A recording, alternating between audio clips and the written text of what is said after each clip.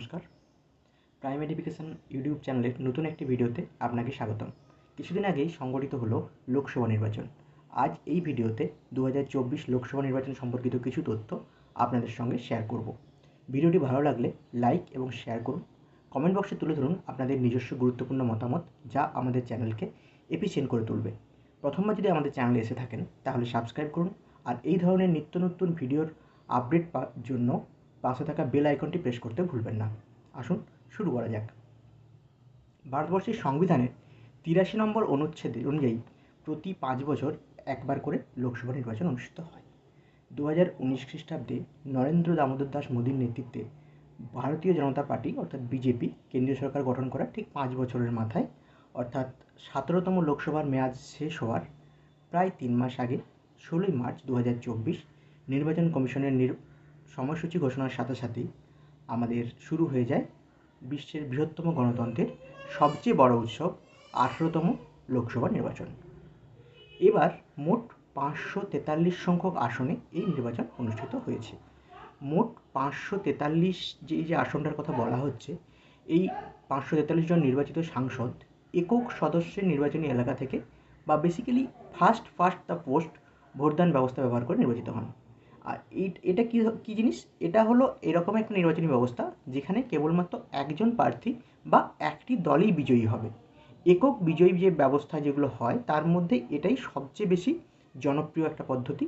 এবং এই পদ্ধতিতে ভোটাররা কী করেন আপনারা সবাই জানেন, বেসিক্যালি একজন প্রার্থীকে ভোট প্রদান করেন এবং অনেক প্রার্থীর মধ্যে যিনি সবচেয়ে বেশি ভোটে জয়ী হন তিনি নির্বাচনে বিজয়ী হন। তো 2024 সালের নির্বাচনের জন্য আমাদের প্রায় 968 মিলিয়ন মানুষ ভোট দেওয়ার জন্য এলিজিবল বা যোগ্য ছিলেন, যেটা আগের নির্বাচন অর্থাৎ 2019-এর নির্বাচন থেকে প্রায় 150 মিলিয়ন বেশি। 642 মিলিয়ন ভোটার আমাদের এইবার নির্বাচনে অংশগ্রহণ করেছিলেন এবং উল্লেখযোগ্যভাবে এর মধ্যে ছিলেন 312 মিলিয়ন, এই যে সংখ্যাটা বলছি, এই সংখ্যক মহিলা ভোটার এবছর ভোট দিয়েছেন। ভারতের 18তম যে লোকসভা নির্বাচন, এটা শুরু হয়েছিল 19শে এপ্রিল এবং শেষ হয় 1 জুন। এটা সর্বকালের সর্ববৃহৎ যে নির্বাচনগুলো তার মধ্যে কিন্তু দ্বিতীয় স্থানে আছে। প্রথম স্থানে থাকছে 1951-52 সালে, যখন ভারতবর্ষ স্বাধীনের পর যে নির্বাচন প্রথমবার শুরু হয়েছিল সেই সময়টা। সেই সময় প্রায় 68 দিনের মতো তার স্থায়িত্বকাল ছিল, এক্ষেত্রে হচ্ছে 44 দিনের আশেপাশে। মোটামুটি 7টা ধাপে সম্পন্ন করা হয়েছিল এই টোটাল ভোট ব্যবস্থা। 4 জুন 18তম লোকসভা যে নির্বাচন হয়েছিল তার ফলাফল ঘোষণা করা হয়েছে এবং সেই ফলাফল সম্বন্ধে আপনারা সবাই জানেন, সবাই অবগত, এবং আমরাও এই বিষয়ে পরবর্তীকালে আলোচনা করব। অন্ধ্রপ্রদেশ, অরুণাচল প্রদেশ, উড়িষ্যা এবং সিকিম রাজ্য, এই যে কয়েকটা রাজ্য আছে, এদের বিধানসভা নির্বাচনগুলোর সাথে সাথে এদের এই সাধারণ নির্বাচনের সাথে সাথে বিধানসভা নির্বাচনগুলো একসাথেই হয়েছিল, ঠিক আছে?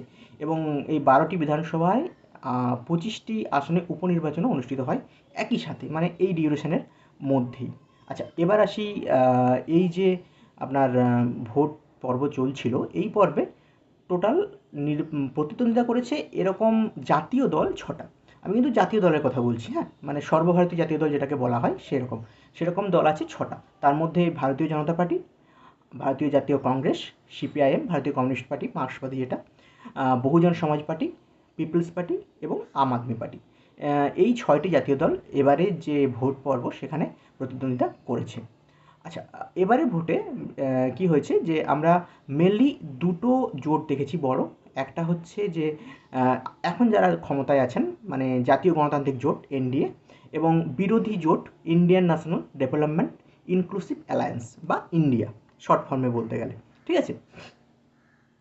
প্রথম ধাপের যে ভোটটা হয়েছিল এবছর নির্বাচনে, যদি আমরা এবছর নির্বাচনের আরেকটু ভিতরে যাই, মানে নির্বাচন কীভাবে শুরু হয়েছিল বা কীভাবে চলেছিল এরকম যদি ব্যাপারটা হয়, প্রথম ধাপের যে ভোট সেটা শুরু হয়েছিল 19শে এপ্রিল 2024 এবং হিংসার কারণে মণিপুরের 11টা কেন্দ্রে 22শে এপ্রিল কী হয়, আবার পুনঃ ভোট করানো হয়, ঠিক আছে? অরুণাচল প্রদেশে 24শে এপ্রিল হিংসা এবং ইভিএম ক্ষতির রিপোর্ট সম্পর্কে যে সমস্ত মানে এসেছিল নির্বাচন কমিশনের কাছে, তার সুবাদে তারা কি করেন, তারা আবার 8টি ভোট কেন্দ্রে পুনরায় ভোট গ্রহণের জন্য বলা হয়। দ্বিতীয় ধাপে মোট আপনার দ্বিতীয় ধাপের যে ভোট পর্ব সেটা হয়েছিল 26 তারিখে, এবং একই রকমভাবে হিংসা বা ইভিএম এ ধরনের ক্ষতির কারণে 6টি ভোট কেন্দ্রের জন্য, এবং একটি ভোট কেন্দ্রের জন্য খুব সম্ভবত 29শে এপ্রিল পুনরায় ভোট গ্রহণ করা হয়। 30শে এপ্রিল আবার মণিপুরে এবং মে মাসের 2 তারিখে অর্থাৎ 2রা মে আজমিরের একটি ভোট কেন্দ্রেও পুনর্ভোট করানো হয়। তৃতীয় ধাপের ভোট পরিচালনা হয়েছিল 7ই মে 2024-এ। চতুর্থ ধাপের ভোট শুরু হয় 13ই মে। শুরু হয় কেন বলছি, চতুর্থ ধাপের ভোট হয় 13ই মে, এবং এখানে প্রায় 96টি আসনে ভোটদান হয়। 20শে মে 2024-এ শুরু হয়েছিল পঞ্চম পর্বের ভোট অনুষ্ঠান, এবং ওই দিনই শেষ হয় অবশ্যই। 49টি নির্বাচনী এলাকায় ভোট গ্রহণ হয়েছিল। 25শে মে ষষ্ঠ পর্বের ভোট পরিচালিত হয়, যেখানে প্রায় 58টি আসনে ভোট পরিচালিত হয়। 1 জুন 2024 সপ্তম পর্বের ভোট অনুষ্ঠিত হয়, যেখানে 57টি নির্বাচনী এলাকায় ভোট হয়েছিল টোটাল। হিংসার কারণে আমাদের পশ্চিমবঙ্গের বারাসত এবং মথুরাপুর নির্বাচনী এলাকায় পুনর্ভোট অনুষ্ঠিত হয় 3রা জুন। এবার চলে আসি ফলাফলে। 4 জুন 2024 নির্বাচনের ফল ঘোষণা করা হয়। সারাদিন লিড নেওয়া, পিছিয়ে পড়া, এগিয়ে আসা, এইসব শেষে যখন অন্তিম রিপোর্ট কার্ড আমাদের হাতে আসে, সেখানে আমরা দেখি বিজেপি 240টি আসন জয়লাভ করেছে, যা তাদের পূর্ববর্তী যেবার তারা জয়ী হয়েছিল, মানে 2019 সালে, তখন তারা পেয়েছিল 303, অর্থাৎ তার থেকে কম।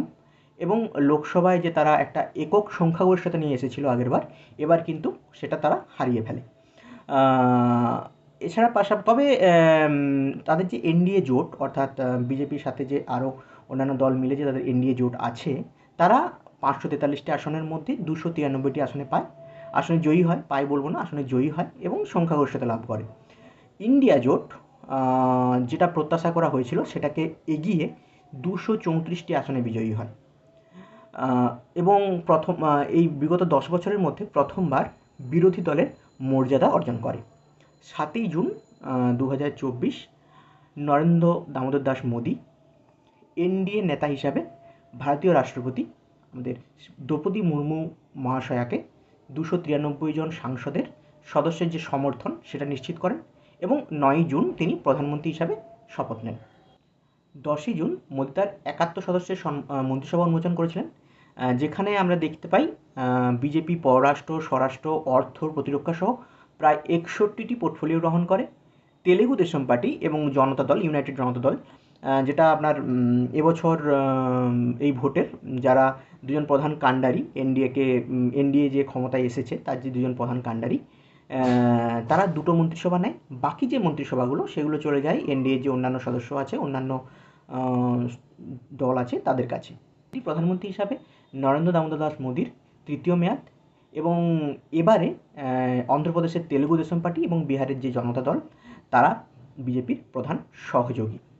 মোটামুটিভাবে এটাই 2024 যে ইলেকশন, তার কিছু তথ্য আপনাদের সামনে তুলে ধরার চেষ্টা করলাম। ভিডিওটি ভালো লাগলে অবশ্যই লাইক এবং শেয়ার করুন, কমেন্টে আমাদের জানান। আজ এই পর্যন্তই, ফিরে আসবো অন্য কোনো ভিডিও নিয়ে। ধন্যবাদ।